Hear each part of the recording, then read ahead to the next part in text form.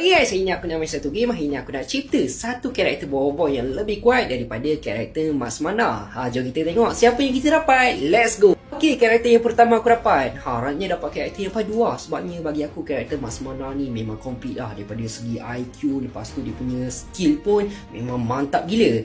Okay, karakter yang pertama kita dapat Fang. Fang dia ada kekuatan bayang. Dia punya kekuatan pun not bad gak bagi aku.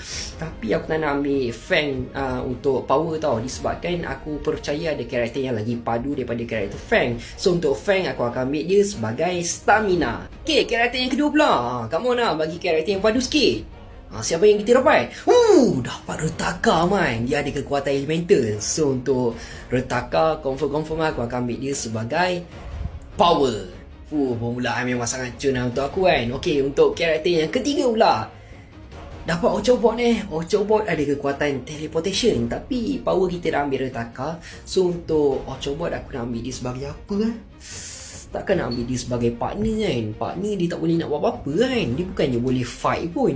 So untuk Ochobot aku akan ambil dia sebagai durability hancur. Satu serangan pun dah kiok macam tu je. So untuk Ochobot aku akan ambil dia sebagai IQ. Okay, karakter yang keempat. Siapa yang kita dapat? Siapa yang muncul ni? Karakter yang keempat. Dapat Papa Zola Aduh, Papa Zola apa yang dia boleh buat? Takkan aku nak ambil dia sebagai skill pula aku kan? Dia skill pun macam gini. Lepas tu nak ambil keberanian.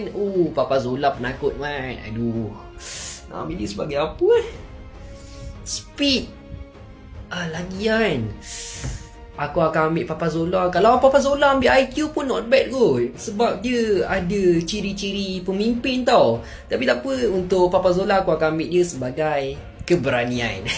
Okay, karakter yang kelima. Roadmap karakter kita. Keberanian Papa Zola.